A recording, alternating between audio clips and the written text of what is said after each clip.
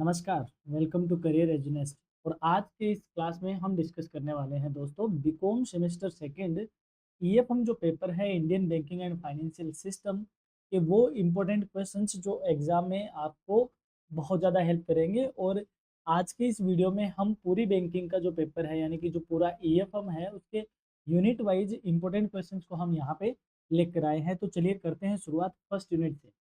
पहला क्वेश्चन है what is bank, यानी बैंक क्या होता है।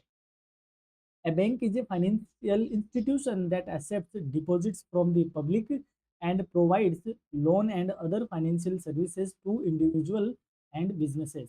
बैंक एक ऐसी वित्तीय संस्था है जो जनता से धन जमा करती है और व्यक्तियों एवं व्यवसायों को ऋण तथा अन्य वित्तीय सेवाएं प्रदान करती है। यानी कि जो बैंक का मेन फंक्शन है दोस्तों वो ये है कि ये डिपॉजिट एक्सेप्ट करता है और मांगने पर उनको वापस रिटर्न भी करता है। इसके अलावा अदर फाइनेंशियल सर्विसेज भी ये प्रोवाइड करवाता है, जैसे लोन देना या बिल पेमेंट करना या फंड ट्रांसफर करना एटसेट्रा। तो इस इंस्टीट्यूशन का क्या नाम है? बैंक नाम है। नेक्स्ट क्वेश्चन है what are the types of banks. बैंकों के प्रकार कौन कौन से हैं? Types of banks include commercial banking bank, cooperative banks, regional rural banks, development banks and central banks. इसमें वाणिज्यिक बैंक, सहकारी बैंक, क्षेत्रीय ग्रामीण बैंक जिनको हम आरआरबी कहते हैं, विकास बैंक और केंद्रीय बैंक शामिल है। अब देखो इतने सिंपल क्वेश्चन क्यों रखे हुए हैं, आप जब इनको यूनिट वाइज देखोगे तो आप एक बार पूरे सिलेबस से गो थ्रू हो जाओगे और ये सारे जो क्वेश्चन हैं वो आपके माइंड में एक इमेज क्रिएट करेगा कि क्या हमारा सिलेबस और किस तरीके के क्वेश्चन हो रहे हैं। नेक्स्ट क्वेश्चन है state any two roles of banks in economic development. आर्थिक विकास में बैंकों की दो भूमिकाएं बताइए। अर्थात बैंक का क्या रोल है हमारे देश के इकोनॉमी को डेवलप करने में। तो फर्स्ट है mobilisation of savings and second है providing credit for production and investment, यानी बचत को एकत्रित करना और उत्पादन एवं निवेश के लिए ऋण प्रदान करना। देखो बैंक है, बैंक हमारे दूर दराज गाँव में है, तो जो लोगों के पास पैसा है, जो लोगों ने बचत कर रखी है, उनको कौन कलेक्ट करता है? बैंक कलेक्ट करता है। बैंक फिर इसका क्या करता है? इसको आगे अलॉट करता है। तो जो पैसा यहाँ पर दूर दराज गाँव में था वह इकोनॉमी में क्या हो गया? मोबिलाइज हो गया या चैनलाइज हो गया। सेकंड चीज, फिर जो प्रोडक्शन है और जो इन्वेस्टमेंट है उनको वह क्या करता है? एज ए क्रेडिट उनके लिए यह अपना पैसा उधार देता है, यानी कि जो हमने यहाँ डिपॉजिट करवाया है उस मनी को ये आगे एज ए लोन देता है, एज ए इन्वेस्टमेंट आगे करता है। तो यह पैसा जो हमारे यहाँ चीनी के डब्बे में पड़े हुए थे, जो कोई प्रोडक्शन नहीं कर रहे थे, यहाँ जाकर वह क्या हो गए? प्रोडक्टिव हो गए। तो बैंक इसमें बहुत बड़ा रोल प्ले करता है। नेक्स्ट क्वेश्चन है what is credit creation bye banks. बैंकों द्वारा ऋण सृजन क्या है? Credit creation is the process by which commercial banks create money in the form of credit और लोन्स बेस्ड ऑन डिपॉजिट्स। अर्थात आपने बैंक में पैसा जमा करवाया, तो बैंक इस पैसे का क्या करता है? ये अपने पास जमा थोड़ी रखता है, बैंक इसको आगे क्या कर देता है? लोन दे देता है। तो आपने यहाँ 100 रुपये जमा करवाए, बैंक आगे इनमें से कुछ परसेंट अपने पास रखकर फॉर एग्जांपल 80% आज लोन के तौर पे दे दिया। अब वो जो पैसा घूम रहा है वो भी घूम फिर के बैंक के पास ही आएगा, बैंक फिर इसको आगे और लोन दे देगा यानी और क्रेडिट दे देगा। तो इस चीज को बोलते हैं क्रेडिट का क्रिएशन होना।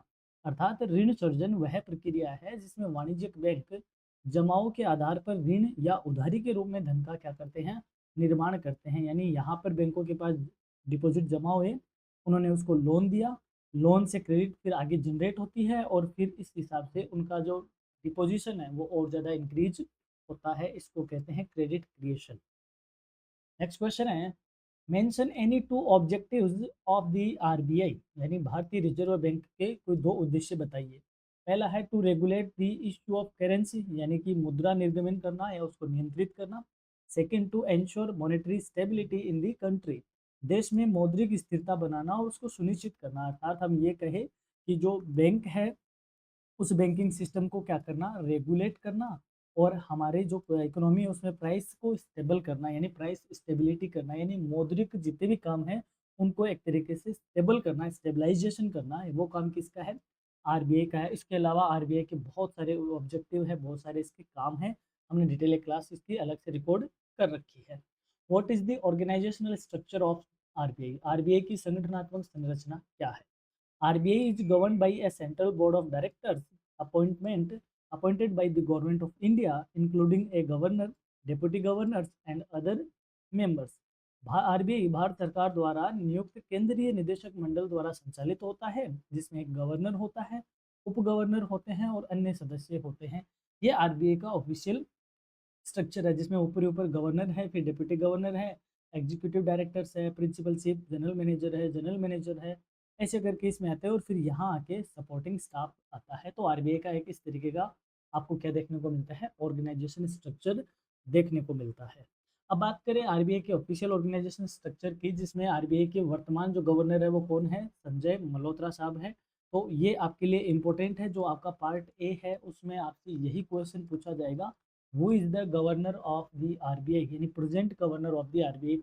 तो इस चीज़ को जरूर ध्यान रखना, क्योंकि बैंकिंग पढ़ रहे हो, ऊपर से इकोनॉमिक्स में पढ़ रहे हो, तो आपके लिए एक तरीके से जनरल नॉलेज जैसा भी क्वेश्चन हो सकता है। वर्तमान जो गवर्नर है वो संजय मल्होत्रा साहब है, जो 11 दिसंबर 2024 को रिक्रूट हुए थे या यूं कहे अपॉइंटेड हुए थे, और ये आरबीआई के 26 गवर्नर है। इसके अलावा 4 आरबीआई के डिप्टी गवर्नर हैं प्रेजेंट टाइम में। आपको नाम रखने की, याद रखने की कोई नीड नहीं है, बस संजय मल्होत्रा जी को आप याद रखना।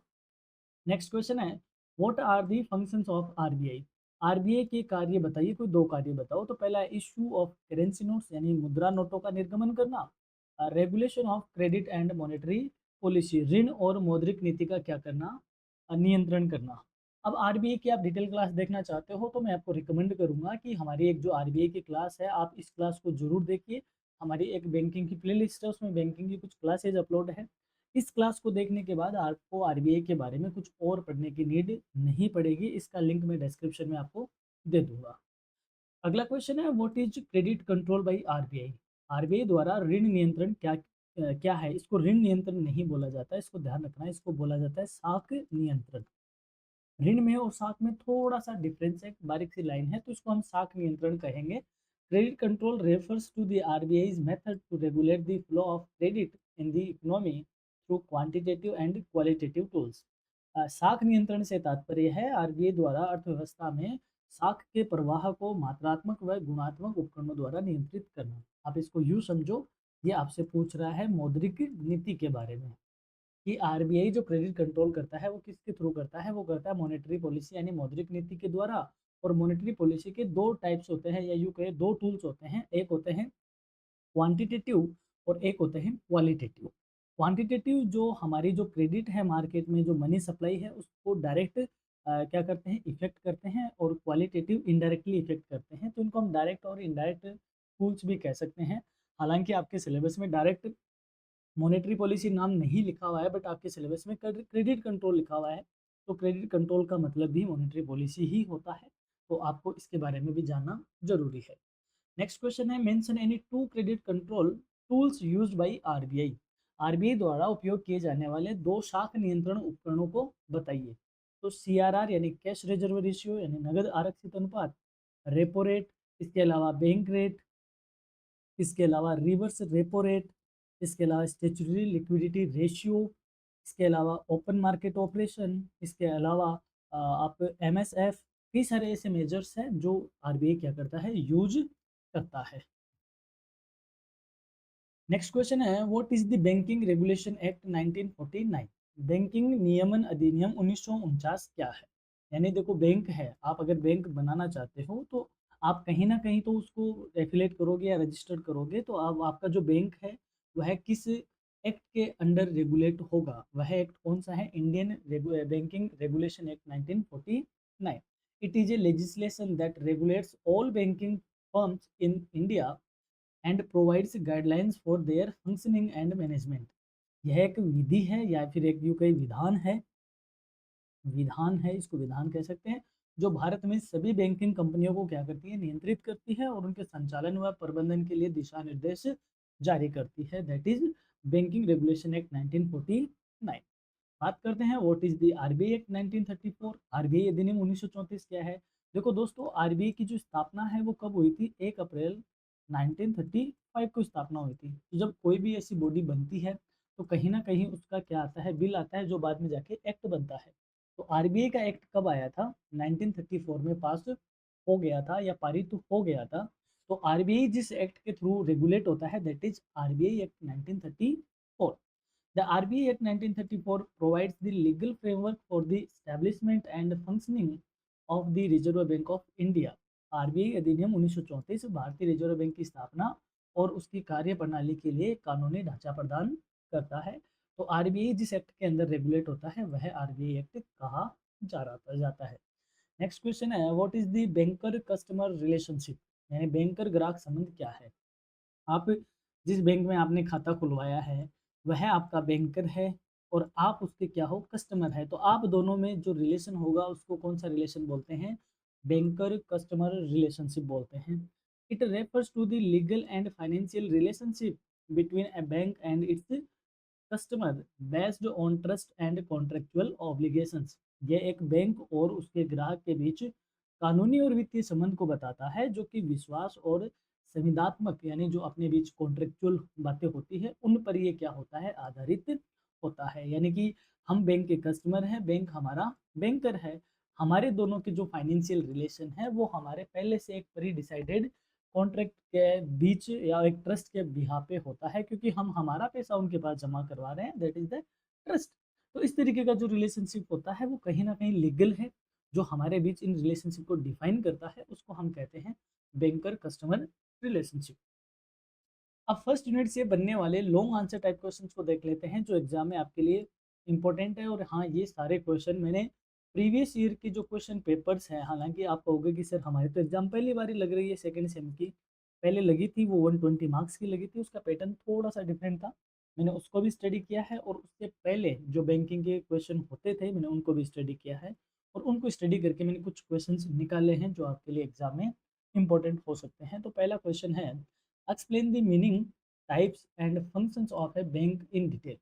बैंक का अर्थ, प्रकार और कार्यों का विस्तार से वर्णन कीजिए। यानी कि आपका जो पार्ट सी है उसके लिए कुछ इंपॉर्टेंट क्वेश्चन है, आप यहाँ से बी पार्ट में भी क्वेश्चन देख सकते हो। नेक्स्ट क्वेश्चन है, discuss the role of banks in the economic development of India. भारत के आर्थिक विकास में बैंकों का क्या रोल है, क्या भूमिका है, इसको आप वर्णन करें। अब आप चाहते हो कि बैंक का किस तरीके से उद्भव हुआ था, बैंक किस तरीके से स्टार्ट हुए थे इंडिया में, क्योंकि आपका जो फर्स्ट यूनिट है उसमें आपका बैंकिंग का इंट्रोडक्शन है। तो उसके लिए आपको हमारा ये जो एक वीडियो अपलोड किया हुआ है, evolution of banking in India, इसको आप जरूर देखिएगा। मैं इसका लिंक डिस्क्रिप्शन में आपको दे दूंगा। इस क्लास के बाद आपका बैंकिंग का जो शुरुआती वाला फेज है वो पूरा का पूरा क्या हो जाएगा, क्लियर हो जाएगा। नेक्स्ट क्वेश्चन है, explain the rights and obligations of a banker towards his customer. Very important question है, बैंकर के अपने ग्राहक के प्रति क्या अधिकार है, क्या दायित्व है। ये क्वेश्चन पहले एग्जाम में पूछा हुआ है, तो आप इस तरीके के क्वेश्चन को जरूर ध्यान में रखिएगा। अगला क्वेश्चन है, discuss the main provisions of banking regulation act 1949 and the RBI act 1934। Banking विनिमय अधिनियम 1949 और आरबीआई अधिनियम 1934 की मुख्य धाराओं पर चर्चा कीजिए। क्वेश्चन थोड़ा सा टेक्निकल है, हालांकि आपको दोनों एक साथ नहीं पूछेगा, मैंने इस क्वेश्चन में दोनों को एक साथ रख लिया। आपसे बैंकिंग रेगुलेशन एक्ट 1949 पूछ सकता है या फिर आरबीआई एक्ट पूछा जा सकता है, तो आपको एक्ट का पता होना चाहिए। अगला क्वेश्चन है, describe the objectives, organization structure and functions of the RBI of Reserve Bank of India.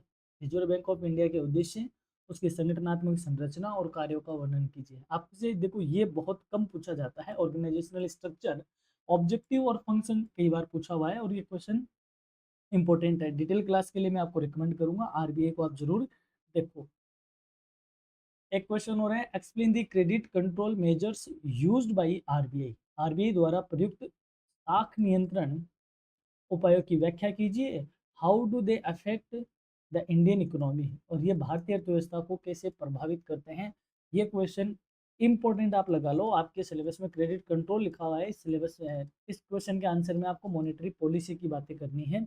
या फिर यही क्वेश्चन आपसे किस फॉर्म में पूछा जा सकता है, right note on the following, निम्न पे टिप्पणी लिखो। Repo rate, CRR, SLR, open market operation, bank rate, RR, इस तरीके से आपसे पूछा जा सकता है। तो इस क्वेश्चन के पूछने के ढंग आपको अलग दिख सकते हैं।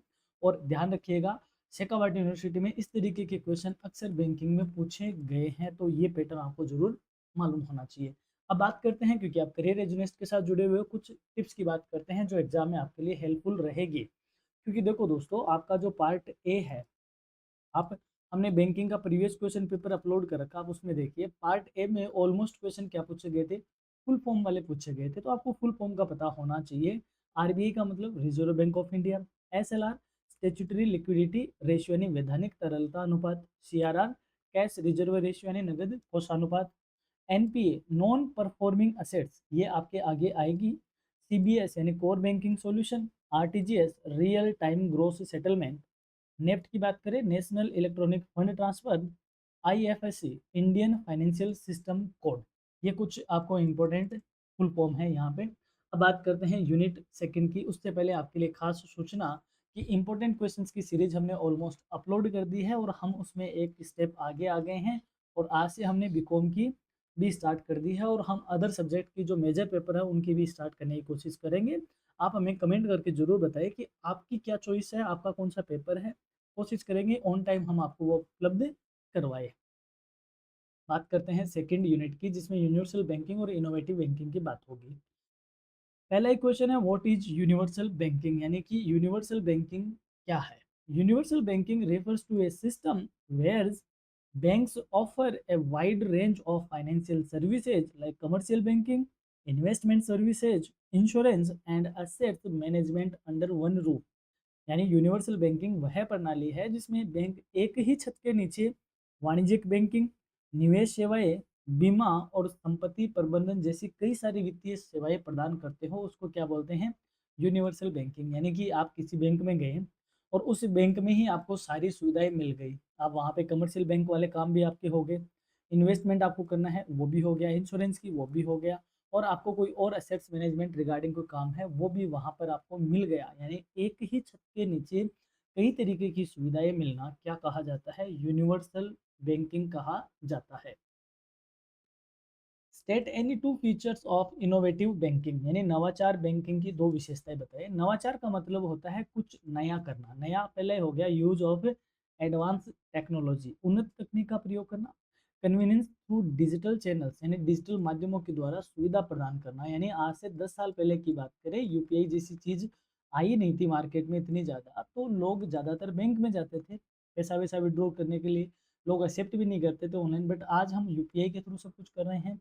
तो ये एक एडवांस टेक्नोलॉजी है और ये बैंकिंग में क्या है, इनोवेशन है, तो इसको हम क्या कहेंगे, इनोवेटिव बैंकिंग कहेंगे। और कन्वीनियंट भी है, डिजिटल तौर पे हम आज बहुत सारी बैंकिंग फैसिलिटी का यूज कर रहे हैं, तो ये बहुत ज़्यादा कन्वीनियंट भी है।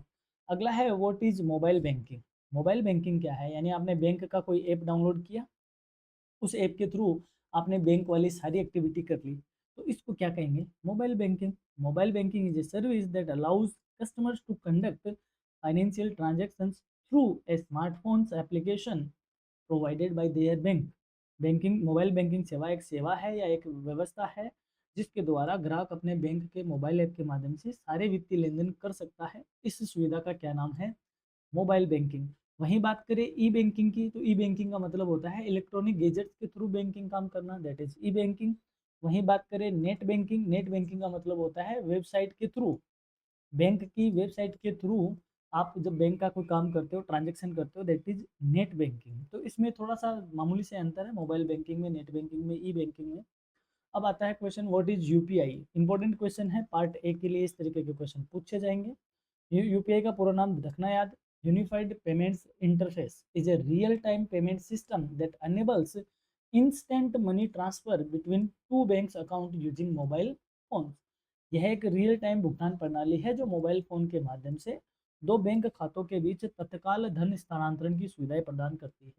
आप दुकान पे गए, आपने उनका क्यूआर कोड स्कैन किया, पैसे आपके अकाउंट से कटकर यानी डेबिट होकर सीधा इस अकाउंट में क्रेडिट हो गए। तो ये सारा काम कब हो रहा है, रियल टाइम पे हो रहा है। तो इंस्टेंटली एक बैंक अकाउंट से दूसरे बैंक अकाउंट में पैसा ट्रांसफर करने की सुविधा का क्या नाम दे दिया हमने, यूपीआई। अब गूगल पे, फोन पे, क्रेड, पेटीएम, अमेजोन पे, व्हाट्सएप पे, कई तरीके के आज मार्केट में ऐप आपको उसको देखने के लिए मिलता है। अगला क्वेश्चन है व्हाट इज आरटीजीएस। आरटीजीएस क्या है, पूरा नाम याद रखिएगा, real time gross settlement is a system that allow high value fund transfers between banks in real time and a gross basis. ये एक प्रणाली है जो बैंकों के बीच उच्च मूल्य के लेन देन को वास्तविक समय में और सकल आधार पर संपन्न करने की अनुमति देता है। अब देखो, अभी हमने बात करी यूपीआई की, अब आप कहोगे सर यूपीआई भी तो वही काम करता है, बिल्कुल एग्जैक्टली वही काम करता है, लेकिन मैं यहाँ पे बात करूँ एज ए बिजनेसमैन के, जो कि लाखों का ट्रांजैक्शन करते हैं, तो क्या वो यूपीआई के थ्रू कर पाएंगे? नहीं, ना तो वो यूपीआई के थ्रू करेंगे, ना ही वह इस चीज़ को रिकॉर्ड मेंटेन करेंगे। तो वह इसका यूज करेंगे नेफ्ट का, वह यूज करेंगे आरटीजीएस का, इस तरीके की सर्विस का यूज करेंगे जो कि पुरानी भी है और एक फ्रॉड होने से बचाती है, या यूँ कहें बहुत ज़्यादा ऑथेंटिक है।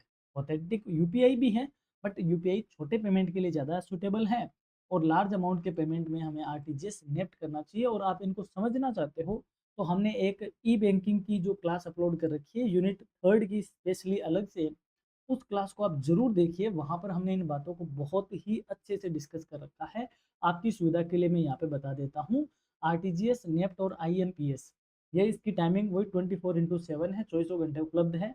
ये बैच वाइज सेटलमेंट करता है, ये रियल टाइम पे करता है, ये भी रियल टाइम पे इंस्टेंटली करता है। नेफ्ट आप मिनिमम 1 रुपये का कर सकते हो, आरटीजीएस मिनिमम 2 लाख रुपए का होता है, और आईएमपीएस भी 1 लाख का कर सकते हो। इनकी कोई फिक्स लिमिट नहीं है, ये तकरीबन वेरी करता है, अलग अलग बैंक में अलग अलग है। तो ऐसे ऑन एन एवरेज हम 5 लाख ले रहे हैं, तो बाकी चीज़ें अपने लिए आप डिटेल क्लास देखिएगा। मैं यहाँ पे ये कह रहा हूँ कि जैसे आपको बड़ा पेमेंट करना है तो आप आरटीजीएस को यूज में लेते हो, आपको छोटा पेमेंट करना है, इंस्टेंटली करना है, आईएमपीएस को यूज में ले सकते हो। आपको नेशनल वाइड आपको क्या करना है, फंड ट्रांसफ़र करने हैं, आप नेफ्ट को भी यूज में लेते हो। तो ये कुछ हमारे क्या है, फंड ट्रांसफ़र ट्रांसफ़र की फैसिलिटीज़ है, जिसको आप वहाँ प्रॉपर क्लास में देख सकते हो। अब आता है what is A negotiable instrument, प्रक्रिया में लिखित क्या है, यानी प्रक्रिया में लिखित क्या है। देखो हम क्या कहते हैं, जैसे चेक, चेक मैंने आपको लिख कर दिया, इस नाम का है, ये है, इस चेक का आप आगे भी एंडोर्समेंट कर सकते हो, तो ये क्या है, एक नेगोशिएबल इंस्ट्रूमेंट है। अर्थात a negotiable instrument is a written document that promises payment of a specified sum of money either on demand or at a fixed or determinable future time and is transferable by endorsement or delivery। प्रक्रिया में लिखित एक लिखित दस्तावेज है जो कि मांग पर या किसी निश्चित या निर्धारित भविष्य के समय पर निर्दिष्ट, यानी पहले से डिसाइड धनराशि के भुगतान का क्या करता है, वादा करता है, तथा इसे समर्थन या वितरण द्वारा स्थानांतरित किया भी जा सकता है। यानी ये जो चेक है, इस पर डेट वगैरह भी लिखी होगी, इस पे सम ऑफ मनी भी लिखी होगी, इतनी अमाउंट का है, और इस पे कोई तरीके की कंडीशन नहीं लिखी होगी, अनकंडीशनल है, और इस चेक को एंडोर्स भी किया जा सकता है। तो इस तरीके के डॉक्यूमेंट क्या कहे जाते हैं, नेगोशिएबल डॉक्यूमेंट कहे जाते हैं। The name of main types of negotiable instruments, कुछ मुख्य प्रकार के प्रक्रिया में लिखितों के नाम बताओ, तो इसमें चेक हो गया, बिल ऑफ एक्सचेंज हो गए, डिमांड ड्राफ्ट हो गए, यानी विनिमय पत्र, डिमांड ड्राफ्ट, चेक, ये कुछ नेगोशिएबल इंस्ट्रूमेंट है। इसके अलावा एक और होता है प्रतिज्ञा पत्र, यानी प्रोमिसरी नोट। ये चार हमारी तरफ यहाँ पे क्या चलता है, बेसिकली नेगोशिएबल इंस्ट्रूमेंट्स चलते हैं। अगला है what is cheque crossing. Cheque crossing क्या है दोस्तों, देखो आपने अगर चेक देखा हो तो चेक ऐसा होता है, इधर बैंक की डिटेल होती है जिस बैंक का ये चेक है, इधर किसको पे किया जा रहा है उसका नाम है, इधर उस अकाउंट के नंबर होते हैं, ठीक है, इधर उसके हस्ताक्षर होते हैं जो उसका है, इधर इसके एमआईसीआर कोड लिखे होते हैं। अब ये चेक यदि बिना क्रॉस का है तो इस चेक को आप काउंटर पे ले जाओगे बैंक पे, और आप उसको, इसका पेमेंट किस में ले लोगे, एज ए कैश ले लोगे। लेकिन इसका पेमेंट कैश में नहीं देकर इसको थोड़ा सिक्योर बनाया जाता है, तो इसके इस कोने पे इस तरीके से दो लाइनें इस पे क्या कर दी जाती है, क्रॉस तौर पे लिख दी जाती है, क्रॉस कर दी जाती है। ये दो लाइन क्रॉस करना क्या कहा जाता है, चेक क्रॉसिंग कहा जाता है। Check crossing is a method of ensuring that the check is deposited directly into a bank account and not encashed over the counter। Cheque crossing एक ऐसी प्रक्रिया है जो सुनिश्चित करती है कि चेक का नगद भुगतान नहीं किया जाएगा, बल्कि सीधे बैंक खाते में जमा होगा। जैसे इसमें हमने दो लाइन करी, अब इसको आप एज ए कैश नहीं ले पाओगे, ये कहाँ क्लियर होगा, किसी बैंक अकाउंट में ही क्लियर होगा। तो चेक को और सिक्योर बनाने के लिए ऐसा किया जाता है। अब क्रॉसिंग के टाइप्स क्या होते हैं, क्रॉसिंग कितने प्रकार की होती है, उसके लिए मैं आपको कहूँगा कि ई बैंकिंग वाली जो क्लास है उसको जरूर आप देखिएगा, उसमें हमने बाकायदा चित्रों के साथ इसको समझाया हुआ है। अब बात करते हैं इस यूनिट से बनने वाले कुछ इंपॉर्टेंट क्वेश्चन की। पहला है define universal banking. Universal banking की परिभाषा दीजिए, discuss its features and significance in the modern banking environment. आधुनिक बैंकिंग परिवेश में इसकी विशेषताओं एवं महत्व पर चर्चा कीजिए। सेकंड क्वेश्चन है right note on following ATM, internet banking, UPI, mobile banking. ATM का पूरा नाम जरूर ध्यान रखिएगा, ऑटोमेटेड टेलर मशीन इसको कहा जाता है। इसका पूरा नाम यूनिफाइड पेमेंट इंटरफेस है। तो इस तरीके के क्वेश्चन पूछने के बहुत ज़्यादा चलन है, जरूर पढ़िएगा। नेक्स्ट है write notes on the following demand draft, bill of exchange, promissory note and cheque. आपसे डायरेक्ट नेगोशिएबल इंस्ट्रूमेंट क्या होता है, various types of negotiable instrument को आप एक्सप्लेन करो, इस तरीके से भी पूछा जा सकता है। और आपको इस तरीके से भी नोट लिखवाए जाते हैं, क्योंकि ध्यान रखिएगा 20 नंबर का क्वेश्चन है, तो 5-5 नंबर की आपसे ऐसे टिप्पणी करवा सकता है। Write notes on the following NEFT, RTGS, IMPS and Swift. अब स्विफ्ट क्या होती है वो भी हम बात कर लेते हैं। ये कुछ क्वेश्चन है। फिर है एक और question, what do you understand by crossing. रेखांकन से आप क्या समझते हो, discuss the main features of crossing. रेखांकन की विशेषताओं पर प्रकाश डालिए। ये बात कर रहा है चेक के रिगार्डिंग, और ये इंपॉर्टेंट क्वेश्चन है, 2023 में पीडीएसयू में ही पूछा हुआ है। तो इस तरीके के क्वेश्चन को आप स्टार मार्क कर लीजिएगा, ये क्वेश्चन एग्जाम में पूछे जा सकते हैं। अब इन सबको अगर आपको डिटेल में समझना है तो मैं इसका लिंक आपको डिस्क्रिप्शन में दे रहा हूँ। इस ई बैंकिंग वाली क्लास को जरूर आप देखिएगा, सेकेंड और थर्ड यूनिट को, जो कि आपके, क्योंकि आपके ऑलरेडी ये जो यूनिट है ये पूरी इलेक्ट्रॉनिक बैंकिंग की है, तो इससे आपका यह क्लियर हो जाएगा। अब बात करते हैं कुछ स्पेशल टिप्स की। एटीएम का पूरा नाम होता है automated teller machine, UPI unified payment interface. SWIFT की बात करें तो society for world wide interbank financial telecommunication. ECS का नाम होता है electronic clearing services. MICR magnetic ink character recognition. OTP one time password. KYC know your customer. RTGS real time growth settlement. IMPS immediate payment service. और NEFT national electronic fund transfer. ये कुछ most important हमने यहाँ पे full form रखी। अब बात करें कुछ पेपर की जो आपके एग्जाम में आपने सेलेक्ट कर रखे हैं, उन सबकी क्लासेज ऑलमोस्ट अपलोड हो गई है। जो नहीं है आपकी तो उसको आप जरूर देखिएगा। फोर्थ सेमेस्टर और सेकेंड सेमेस्टर दोनों की है। अब बात कर लेते हैं हम थर्ड यूनिट की, जो है इंडियन फाइनेंशियल सिस्टम के रिगार्डिंग। पहला क्वेश्चन है what is the financial system. Financial system से आप क्या समझते हो, या वित्तीय प्रणाली क्या है। A financial system is a network of institutions, markets, instruments, and services that facilitate the transfer of funds between savers and investors. वित्तीय प्रणाली एक ऐसी संरचना है जिसमें संस्थाएं, बाजार, उपकरण और सेवाएं शामिल होती है, जो बचतकर्ताओं और निवेशकों के बीच धन के प्रवाह को सक्षम बनाती है। समझे नहीं, देखो इसको समझते हैं। फॉर एग्जाम्पल, यहाँ पर अपनी इकोनॉमी है और यहाँ पर हम सेविंग करने वाले हैं, यानी जनता है हमारी। अब हमारी सेविंग यहाँ तक कैसे चैनलाइज हो, इकोनॉमी तक कैसे चैनलाइज हो, तो डायरेक्ट तो नहीं होगी। तो यहाँ पर एक इंटरमीडिएटरी काम करती है, इसको हम बोलते हैं फाइनेंशियल सिस्टम। फाइनेंशियल सिस्टम, इसमें कई तरीके के इंस्टीट्यूशन होते हैं, जैसे बैंक होते हैं, बीमा कंपनीज होती हैं, फाइनेंशियल कॉरपोरेशंस होते हैं। ये मार्केट होते हैं जिसमें मनी मार्केट, कैपिटल मार्केट होते हैं। इसके कई तरीके के इंस्ट्रूमेंट्स होते हैं, जैसे इक्विटी शेयर हो गए, प्रेफरेंस शेयर हो गए, डिवेंचर हो गया, ट्रेजरी बिल हो गए, कई तरीके के जिनमें हम इन्वेस्टमेंट करते हैं, और कई तरीके की ये सर्विसेज देते हैं। और इन सब का क्या रोल होता है कि ये हमारे पैसे को यहाँ से अपने पास लेते हैं और आगे इकोनॉमी में क्या करते हैं, इन्वेस्ट करते हैं। तो फाइनेंशियल सिस्टम का मतलब हुआ एक ऐसा नेटवर्क जिसमें इंस्टीट्यूशन, मार्केट, इंस्ट्रूमेंट्स और कई तरीके की सर्विस काम करती है, जो हमारे सेवर्स को, यानी हमारी सेविंग को किस में बदलती है, इन्वेस्टमेंट में बदलती है। उस सिस्टम का क्या नाम है दोस्तों, फाइनेंशियल सिस्टम। उसे हम वित्तीय प्रणाली कहा करते हैं। आई होप आप इसको समझ गए होंगे। अब बात करते हैं state any two functions of the financial system. वित्तीय प्रणाली के कोई दो कार्य बताओ। तो मोबिलाइजेशन ऑफ सेविंग, यानी ये हमारी सेविंग्स थी और इस सेविंग को ये कहाँ मोबिलाइज कर रहे हैं, हमारी इकोनॉमी में। तो पहला काम है सेविंग को क्या करना, मोबिलाइज करना, यहाँ से लेकर यहाँ डालना। एलोकेशन ऑफ फाइनेंशियल रिसोर्सेज, यानी वित्तीय संसाधनों का आवंटन करना। अब यहाँ से पूरी सेविंग इनके पास आ गई, अब ये इसको एलोकेट करती है कि डिफेंस में किस तरीके से भेजे, एजुकेशन में कितना भेजे, एक्सपोर्ट इंपोर्ट में कितना भेजे, या इनके अलग अलग सेक्टर में ये क्या करते हैं, इन्वेस्ट करते हैं। जैसे इसको हम, एक छोटा सा नाम होता है म्यूचुअल फंड। आपने इस व्यक्ति को पैसा दे दिया 1 लाख रुपए। अब ये व्यक्ति उस 1 लाख रुपए को अलग अलग जगह क्या करता है, उसका पोर्टफोलियो बना के छोटी छोटी मात्रा में इन्वेस्ट करता है। तो इस इन्वेस्टमेंट को अलग अलग जगह करता है, इसी को क्या कहते हैं, एलोकेशन ऑफ फाइनेंस। और यहाँ से जो सेविंग थी वो यहाँ से कहाँ चली गई, इकोनॉमी में चली गई, तो ये सेविंग का हो गया मोबिलाइजेशन। तो फाइनेंशियल सिस्टम का यही काम है, सेविंग को मोबिलाइज करना और फाइनेंशियल रिसोर्सेज का एलोकेशन करना।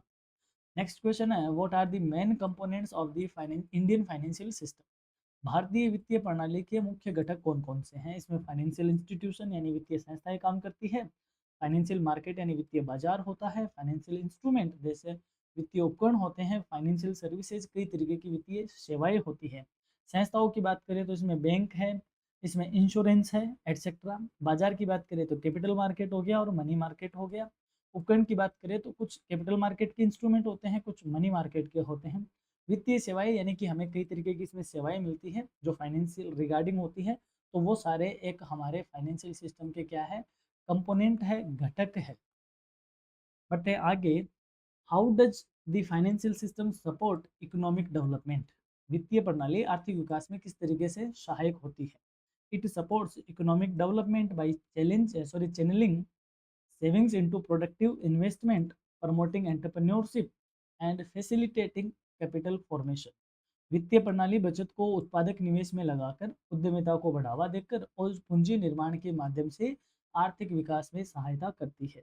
इसको एक छोटे से एग्जांपल से समझते हैं कि जैसे मान लो यहाँ पर एक बैंक है, ये बैंक दूर दूर के यानी उसमें कई तरीके के लोग हैं जो अपनी छोटी छोटी सेविंग को कहाँ जमा करवाता है, बैंक में जमा करवाता है। बैंक के पास एक बड़ा अमाउंट बन गया, अब बैंक इसको आगे क्या करता है, इन्वेस्टमेंट करता है। तो इससे क्या हुआ, ये सेविंग डायरेक्ट यहाँ कभी नहीं आती, लेकिन बैंक के थ्रू ये सेविंग यहाँ आई, तो ये सेविंग को क्या करता है, चैनलाइज करता है। सेकंड, ये इन्वेस्टमेंट को प्रमोट करता है। प्रोडक्टिव है यानी कि जो पैसे हमारे चीनी के डब्बे में, हमारे कपड़ों के नीचे, हमारे वॉलेट में, हमारी तिजोरी में पड़ा था, वो पैसा बैंक में आया और बैंक से कहाँ आया, इकोनॉमी में आया, तो प्रोडक्टिव हो गया। सेकेंड, अब लोगों को ये प्रमोट करता है एंटरप्रेन्योरशिप के लिए, क्योंकि कई तरीके की फाइनेंशियल सर्विसेज देता है, स्टार्टअप लोन्स देता है, और साथ ही में करता है कैपिटल फॉर्मेशन का काम। यानी यहाँ पर पैसा पड़ा हुआ था, मार्केट में आया, अब जिसने मार्केट में पैसा लिया तो वह उसको घर तो नहीं रखेगा, नहीं, वह उससे कुछ ना कुछ प्रोडक्टिव काम करेगा। तो यहाँ पर 100 रुपये से यहाँ 100 रुपये का काम हुआ, फिर ये दोनों मिलकर कितने हो गए, 200। यानी हमारे पैसे का बढ़ना, हमारी असेट्स का बढ़ना क्या कहा जाएगा, कैपिटल फॉर्मेशन कहा जाएगा। तो इसमें कौन हेल्प करता है, हमारा जो फाइनेंशियल सिस्टम है वह इसको प्रमोट करता है। Mention any two major issues in the Indian financial system. भारतीय वित्तीय प्रणाली की कोई दो प्रमुख समस्याएं बताइए। पहला है लेक ऑफ फाइनेंशियल इंक्लूजन, वित्तीय समावेशन की कमी है। राइजिंग नॉन परफॉर्मेंस एसेट्स यानी बढ़ते हुए गैर निष्पादित आस्तियां, इसको तो हम आगे डिस्कस कर लेंगे। अभी बात करते हैं फाइनेंशियल इंक्लूजन की। क्या होता है फाइनेंशियल, यानी हर एक व्यक्ति की कहाँ पहुँच हो, फाइनेंशियल सर्विसेज की पहुँच हो, उसको बोलते हैं फाइनेंशियल इंक्लूजन। सबके पास बैंक अकाउंट हो, सब बैंकिंग फैसिलिटी को यूज करते हो, सब बैंक से जुड़ जाते हो, या यूँ कहें फाइनेंशियल सिस्टम से जुड़ जाते हो, उसको कहेंगे फाइनेंशियल इंक्लूजन। इंडिया क्योंकि एक बहुत बड़ा कंट्री है, पॉपुलेशन के मामले में भी बहुत बड़ा है और एरिया के मामले में, तो अभी भी कहीं ना कहीं फाइनेंशियल इंक्लूजन हमारा पूरा नहीं हुआ है, तो ये एक समस्या है। और एनपीए का मतलब होता है कि बैंक ने लोन दिया और आज वह लोन आ नहीं रहा, यानी आपने बैंक से लोन ले लिया, अब आप बैंक को लोन नहीं चुका रहे, यानी वो किस्तें आप नहीं भर रहे, किस्तों का नहीं भरा जाना क्या कहा जाता है, एनपीए। कब कहा जाता है ये हम अभी थोड़ी देर में बात कर लेंगे। उससे पहले क्वेश्चन है, what is a financial market, वित्तीय बाजार क्या है। अभी हमने कहा ये हमारी सेविंग है, ये हमारी इकोनॉमी है, इन दोनों के बीच में काम करता है कौन, financial market. A financial market is a marketplace where buyers and sellers trade in financial assets like stock, bonds and other instruments। वित्तीय बाजार एक ऐसा मंच है जहां खरीदार और विक्रेता वित्तीय संपत्तियों जैसे शेयर, बॉन्ड आदि का क्या करते हैं, लेन देन। आपने जैसे कोई भी ऐप डाउनलोड किया या ऐप आपने जिस ऐप के थ्रू आप क्या करते हो, शेयर मार्केटिंग करते हो, तो शेयर मार्केटिंग एक क्या है, फाइनेंशियल मार्केट ही तो हुआ। कुछ लोग इसमें बाई करते हैं, कुछ लोग इसमें सेल करते हैं, तो जहाँ सेलर और बायर दोनों होते हैं और फाइनेंशियल असेट्स का क्या करते हैं, लेन देन करते हैं, दैट इज फाइनेंशियल मार्केट। अगला क्वेश्चन है, name the two main segments of the capital market. पूंजी बाजार के कोई दो मुख्य खंडों के नाम बताओ। तो पूंजी बाजार के दो टाइप होते हैं, एक होता है प्राइमरी मार्केट, एक होता है सेकेंडरी मार्केट, यानी प्रारंभिक यानी प्राथमिक बाजार बोलते हैं, प्रारंभिक नहीं है, प्राथमिक बाजार कहते हैं। और दूसरा हो गया द्वितीयक बाजार। क्या होता है, यानी कि जब ये मान लो कोई कंपनी बनेगी तो कंपनी अपने शेयर भी मार्केट में बेचेगी। तो जब कंपनी फर्स्ट टाइम अपने शेयर लाती है तो उसको हम कहते हैं आईपीओ, यानी पहली बार आ रहा है तो वह किस मार्केट का होगा, प्राइमरी मार्केट का। और उसके बाद जो पुराने शेयर होंगे उसको हम क्या कहेंगे, एफपीओ, ये किस में आ जाएगा, सेकेंडरी मार्केट में आ जाएगा। तो फर्स्ट टाइम अगर कोई सिक्योरिटी या कोई इंस्ट्रूमेंट लॉन्च हो रहा है तो वह प्राइमरी मार्केट में कहा जाएगा, और लेटर ऑन आ रहा है तो वह सेकेंडरी मार्केट में कहा जाता है। What is the money market, मुद्रा बाजार क्या है। देखो इसको शुरू से समझते हैं, फाइनेंशियल मार्केट से समझते हैं। फाइनेंशियल मार्केट हमने कहा सेविंग में और इन्वेस्टमेंट के बीच काम करता है, ठीक है, फाइनेंशियल मार्केट। अब फाइनेंशियल मार्केट दो तरीके का होता है, एक होता है शॉर्ट टर्म का और एक होता है लॉन्ग टर्म का।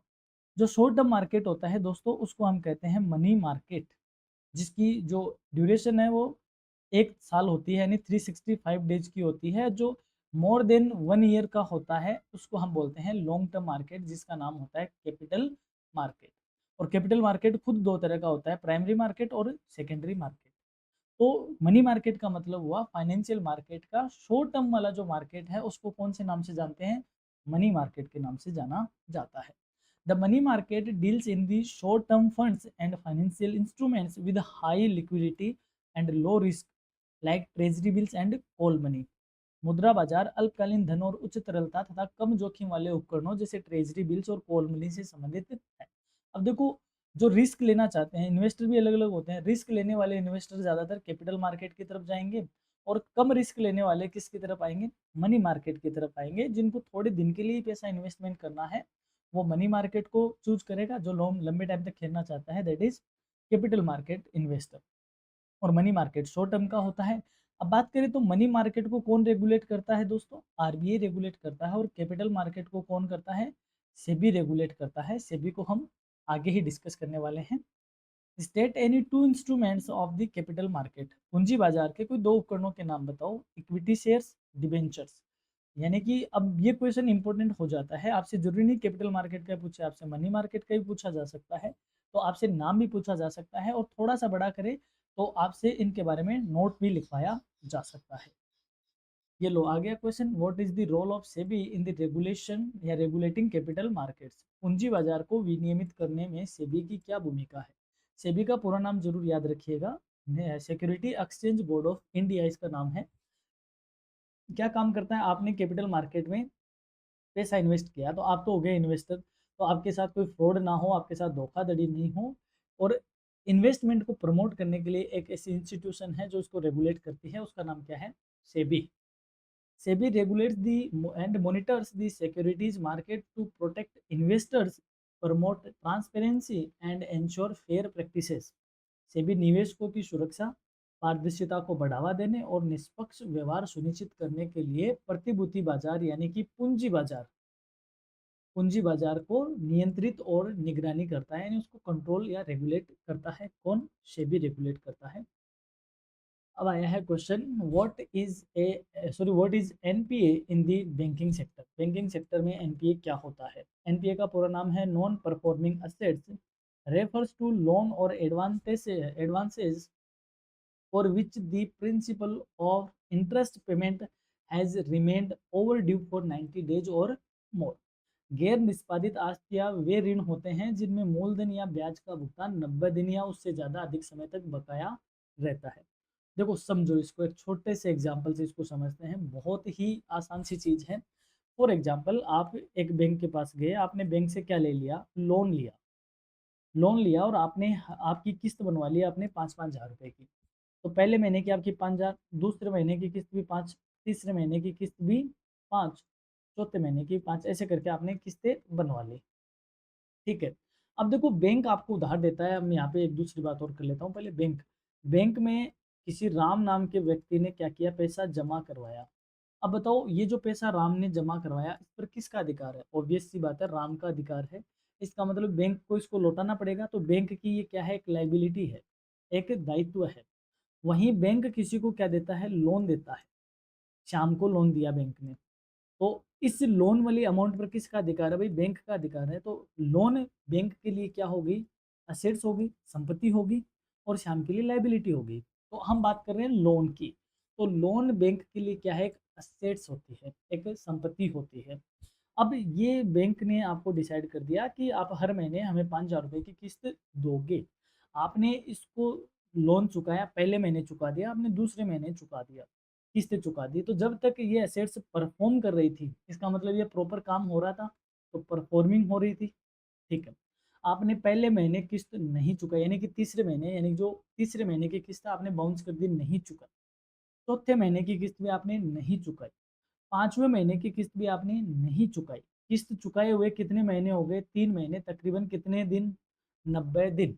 तो 90 दिन हो गए, इसका मतलब ये एसेट्स अब क्या नहीं कर रही, परफॉर्म नहीं कर रही। तो हम इसको क्या कहेंगे, नॉन परफॉर्मिंग एसेट्स। ये एक समझने की टेक्निक है, इसको अलग वे में नहीं लेना कि अब ये एसेट्स परफॉर्म नहीं कर रही, कहीं ना कहीं इसमें ड्यूज चल रहे हैं और ये ड्यूज कंप्लीट नहीं हो रहे हैं, तो एसेट्स ने परफॉर्म करना बंद कर दिया है। और 90 दिन हो गए, 90 दिन होने के बाद बैंक इसका क्या नाम रखता है, एनपीए, नॉन परफॉर्मिंग असेट्स। तो क्या बैंक 90 दिन का वेट करता है, नहीं। पहले महीने वो इसको अलग अकाउंट में रखता है, दूसरे महीने अलग में रखता है, तीसरे महीने अलग में रखता है, 90 दिन के बाद इसको एनपीए बोल देता है।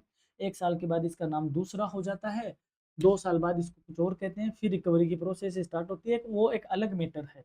मेरा यहाँ पे आपको समझाना है कि लोन ड्यू हुए कितने दिन हो गए, 90 दिन हो गए, तो उसको हम कहते हैं एनपीए, नॉन परफॉर्मिंग असेट्स। वही यहाँ पे लिखा हुआ है, लोन्स और advantages for which the principal और इंटरेस्ट, यानी वह प्रिंसिपल अमाउंट भी हो सकती है, वह इंटरेस्ट अमाउंट भी हो सकती है, remained over due from for 90 days. 90 दिन तक का अगर ओवर ड्यू हो रखा है, तो उसको बैंक क्या कहा जाता है, बैंकिंग बात में उसको एनपीए कहते हैं। आई होप आप इसको बहुत ही अच्छे से समझ पाए होंगे।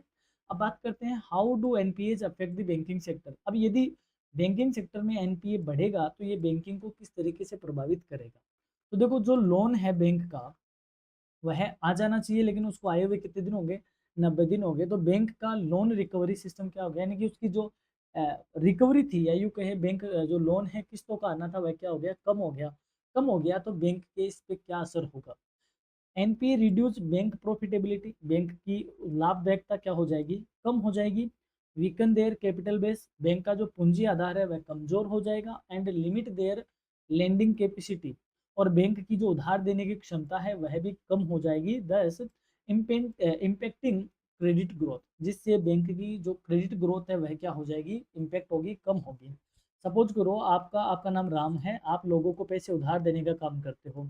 अब आप लोगों को पैसे उधार दिए, वह आपकी उधारी नहीं चुका रहे, नहीं चुका रहे, तो जो पैसा आपके पास आ जाना था, आकर आप उसको वापस उधार दे देते, वह पैसा आपके पास आया नहीं, तो आपकी जो लेंडिंग कैपेसिटी है वह क्या हो गई, कम हो गई, ठीक है। आपका जो कैपिटल बेस है वह भी वीक हो गया, आपकी खुद की प्रॉफिटेबिलिटी क्या हो गई, कमजोर हो गई। ऊपर से आप जब इस एनपीए को रिकवर करोगे, तब आप उसमें और पैसा खर्च करोगे। तो कहने का मतलब, इससे बैंक की जो प्रोडक्टिविटी है, जो एफिशिएंसी है, जो फाइनेंशियल स्टेबिलिटी है, वह क्या होती है, डाउन होती है। अब बात कर लेते हैं इस यूनिट से बनने वाले कुछ इंपॉर्टेंट क्वेश्चंस की, जो बड़े वाले हैं। पहला है, right A detail note on financial system, वित्तीय प्रणाली पर एक विस्तृत टिप्पणी लिखो। इंपॉर्टेंट क्वेश्चन लगा लो, 2023 के पेपर में पूछा हुआ क्वेश्चन है। Discuss the structure and significance of the Indian financial market, भारतीय वित्तीय बाजार की संरचना एवं महत्व पर चर्चा कीजिए। Explain the role of money market and capital market, और मुद्रा बाजार और पूंजी बाजार की भूमिका स्पष्ट कीजिए। मैंने यहाँ पे एक ही क्वेश्चन में दो क्वेश्चन डाल दिए हैं। आपको ये क्वेश्चन इस तरीके से मिलेगा, ये एक क्वेश्चन है और ये वाला क्वेश्चन एक क्वेश्चन है। यहीं पे आपको केवल कैपिटल मार्केट से भी पूछा जा सकता है, मनी मार्केट से भी पूछा जा सकता है। इसके अलावा राइट नोट ऑन करके मनी मार्केट एक लिख दिया जाए और कैपिटल मार्केट एक लिख दिया जाए, इस तरीके से भी आपसे एक क्वेश्चन पूछा जा सकता है। Write an essay on capital market, पूंजी बाजार पर निबंध लिखिए। ये क्वेश्चन 2024 में या 2023 में पूछा हुआ है, ऐसा का ऐसा क्वेश्चन, तो याद रखिए। फिर राइट और note on following, treasury bill, certificate of deposits, commercial paper. Repetitive question है, ध्यान रखना, ये कई बार ऐसा का ऐसा एज इट इज रिपीट हुआ हुआ क्वेश्चन है, आपको इसको अच्छे से तैयार करना चाहिए। नेक्स्ट है, describe the roles of SEBI and RBI in regulating the capital and money markets, मुद्रा बाजार और पूंजी बाजार को विनियमित करने में सेबी और आरबीआई की भूमिकाओं का वर्णन कीजिए। कैपिटल मार्केट को कौन रेगुलेट करता है, आरबीआई। और सॉरी सेबी और आरबीआई किसको रेगुलेट करता है? मनी मार्केट को। तो दोनों का क्या रोल है इसको आपको एक्सप्लेन करना है। नेक्स्ट है what is NPA, discuss its causes and impact on the Indian banking sector, suggest suitable remedies. हो सकता है आपसे रेमेडीज ना पूछे, बट एनपीए का क्वेश्चन आपके लिए इंपॉर्टेंट क्वेश्चन है। आपसे अगर सी पार्ट में ना सही तो बी पार्ट में इस तरीके का क्वेश्चन डेफिनेटली पूछा जाएगा। बात कर लेते हैं करियर रेजिडेंस टिप्स के बारे में। तो सेबी का पूरा नाम है security exchange board of India, NSC का नाम है नेशनल स्टॉक एक्सचेंज, बीएससी का नाम है बॉम्बे स्टॉक एक्सचेंज, आईपीओ यानी इनिशियल पब्लिक ऑफरिंग, एफयू यानी follow on public offering, FII foreign institutional investor, GDR global depository receipt, ADR American depository receipt. ये कुछ इंपॉर्टेंट फुल फॉर्म है जिनको आपको पार्ट एक के तौर पे याद रखनी चाहिए। लास्ट मिनट में आ गए हैं हम, और हो सकता है क्लास थोड़ी सी बड़ी हो रही है, बट मुझे पता है इस क्लास के देखने के बाद बैंकिंग में आपको एक अच्छा कॉन्फिडेंस फील होगा। और हाँ, स्टे ट्यून्ड रहिए क्योंकि हम सारी क्लासेज चाहे एबीएसटी हो, बीएडएम हो या ईएफएम हो, सारी क्लासेज के इंपॉर्टेंट क्वेश्चंस और प्रीवियस ईयर के बेस्ट पे कुछ क्वेश्चंस हम जरूर डिस्कस करेंगे। और आपके ही आप यदि वीडियोज पे ज़्यादा व्यूज लाते हो, ज़्यादा इसको शेयर करते हो, लाइक करते हो, कमेंट करते हो, तो हमारा मोटिवेशन होगा कि हम लॉन्ग आंसर टाइप क्वेश्चन के भी आपको आंसर करवाएं यहाँ से। पहला क्वेश्चन है फोर्थ यूनिट से, what is a development financial institution, DFI विकास वित्तीय संस्था क्या होती है? देखो, इंडस्ट्री को लोन चाहिए, इंडस्ट्री को लोन भी कैसा चाहिए भाई? बड़ा लोन चाहिए, हेवी लोन चाहिए इंडस्ट्री को, और लॉन्ग टर्म का लोन चाहिए। तो इंडस्ट्री को बड़ी मात्रा में लोन देने के लिए देने वाली संस्था भी क्या होगी? एक बड़ी संस्था होगी। तो उन संस्थाओं का क्या नाम होता है? Development financial institution. यानी जो बड़ी मात्रा में लोन देते हैं और लंबी टाइम के लिए लोन देते हैं, उन इंस्टीट्यूशन का क्या नाम होता है? डेवलपमेंट फाइनेंशियल इंस्टीट्यूशन, यानी डीएफआई उसको कहते हैं। A DFI is a specialized financial institution that provides long-term capital and financial support for economic development and industrial growth. विकास वित्तीय संस्था एक विशेष प्रकार की संस्था होती है जो आर्थिक विकास और औद्योगिक विकास हेतु दीर्घकालिक पूंजी व वित्तीय सहायता प्रदान करती है। और इंडिया की जो पहली डीएफआई है उसका क्या नाम है? आईएफसीआई यानी industrial financial corporation of India, जो कि 1948 में 1 जुलाई 1948 को स्टैब्लिश्ड हुई थी। आपके सिलेबस में है बाकायदा, ये लो आ गया। State any two objective of IFCI, IFCI के कोई दो ऑब्जेक्टिव बताओ। देखो, 1 जुलाई है, 1 जुलाई 1948 को आईएफसीआई को क्या कर दिया था? स्टैब्लिश किया था। तो इसका क्या रोल था? इसका रोल था कि जो इंडस्ट्रियल डेवलपमेंट है, इंडस्ट्रीज है, उनको थोड़ा सा मोटिवेट किया जाए ताकि उनका डेवलपमेंट हो। तो ये औद्योगिक विकास को बढ़ावा देते हैं। Provide medium term and long term finance to industries, उद्योगों को मध्यम और दीर्घकालीन लोन प्रदान करता है। कौन? आईएफसीआई। और इसका पूरा नाम क्या है? Industrial financial corporation of India, भारतीय औद्योगिक वित्त निगम इसका पूरा नाम है। जरूर याद रखिएगा, एग्जाम में पूछा जाएगा। What is the role of SIDBI, SIDBI का की भूमिका क्या है? सिडबी का पूरा नाम देख लो, स्मॉल, ये रहा, small industries development bank of India. देखो, पहले बना था इंडिया में आईडीबीआई, ईडीबी बना था। ईडीबी का पूरा नाम था industrial development bank of India. ये लार्ज इंडस्ट्रीज के लिए था, लार्ज इंडस्ट्रीज के लिए था। अब बड़ी इंडस्ट्री की तो बात कर ली, अब हमें छोटी इंडस्ट्री की बात करनी है। तो हमने एक और इंस्टीट्यूशन बनाया, दैट इज सिडबी, यानी IDBI industrial development bank of India, और इसके पहले लगा दिया स्मॉल, तो small industries development bank of India. अब नाम ही स्मॉल है, इसका मतलब it promotes finance and develops micro small and medium enterprises in India, यानी कि जो लघु और कुटीर उद्योग है, स्मॉल एंड कॉटेज इंडस्ट्रीज है, उनको ये लोन देता है। कौन? सिडबी। सिडबी भारत में सूक्ष्म, लघु और मध्यम उद्यमों को प्रोत्साहित करने, उनका वित्त पोषण करने और उनको विकसित करने में क्या करता है? सहायता करता है।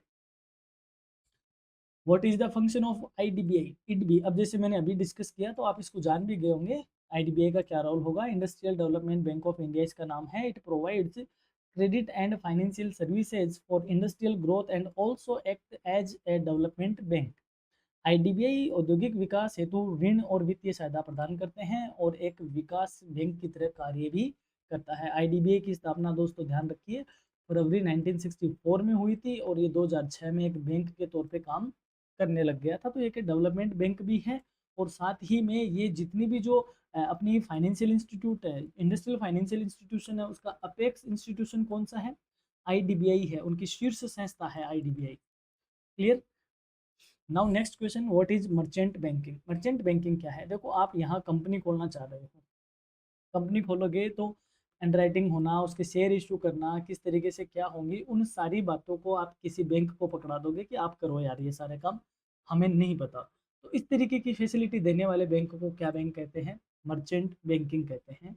Merchant banking involves financial advisory, underwriting, issue management and consultancy services for corporate clients. Merchant banking में कॉरपोरेट ग्राहकों के लिए वित्तीय परामर्श, अंडरराइटिंग यानी जिसको अभिगोपन कहते हैं, इश्यू प्रबंधन और परामर्श सेवाएं क्या होती हैं? शामिल होती है। इस तरीके के काम करने वाली संस्था को क्या कहते हैं? मर्चेंट बैंकिंग कहते हैं। नेक्स्ट क्वेश्चन है, define mutual fund. Mutual fund को परिभाषित करो। तो छोटी छोटी जो सेविंग्स हैं वो कहीं एक जगह क्या होती है? इन्वेस्ट की जाती है या कलेक्ट की जाती है, और यहाँ से उसको अलग अलग जगह इन्वेस्ट किया जाता है। इस पूरी प्रोसेस का क्या नाम है? Mutual fund. A mutual fund pools money from various investors and invest it in a diversified portfolios of securities managed by professionals. Mutual fund विभिन्न निवेशकों से धन एकत्रित करता है और उसे पेशेवर प्रबंधन द्वारा विविध पोर्टफोलियो में क्या किया जाता है? निवेश किया जाता है। जैसे मैं आपको ये कहूँ कि मुझे आप पैसे देते रहो, ठीक है, मैं उस पैसे को, क्योंकि मैं मार्केट का एक्सपर्ट हूँ, तो आप मुझे दोगे, मैं आपके पैसे को एक सही जगह सही तौर पे क्या करूँगा? इन्वेस्ट करूँगा। तो मैं यहाँ से कुछ रिटर्न आपको दिलाऊंगा और बदले में मेरा कुछ परसेंटेज में जो कमीशन है, जो इनकम है, वो मैं आपके इसके बदले रख लूँगा। तो इस तरीके का काम क्या कहा जाता है? Mutual fund. क्योंकि आपको डायरेक्ट नॉलेज नहीं था मार्केट का कि कहाँ इन्वेस्ट करना चाहिए, तो आपने एक बीच में मीडिएटर की हेल्प ली, that is mutual fund. Next है, व्हाट इज हायर परचेज? किराया क्रय क्या है? आपने जैसे मान लो 50,000 का कोई टेलीविजन खरीदा या एलईडी खरीदी, ठीक है, अब आपने उसकी 5-5 हज़ार रुपये की किस्तें बनवा ली। तो जब तक आप लास्ट किस्त का पेमेंट नहीं कर दोगे, लास्ट ईएमआई का पेमेंट नहीं कर दोगे, तब तक ओनरशिप आपको इस एलईडी की नहीं मिलेगी। तो आपने जब छोटी छोटी किस्तों में किसी बड़े प्रोडक्ट को या एक दूसरे प्रोडक्ट को आप जब खरीदते हो, इस सिस्टम का क्या नाम होता है दोस्तों? हायर परचेज इसको कहा जाता है। Hire purchase is a system where the buyer pays for goods in installments and gets ownership after the final payment is made.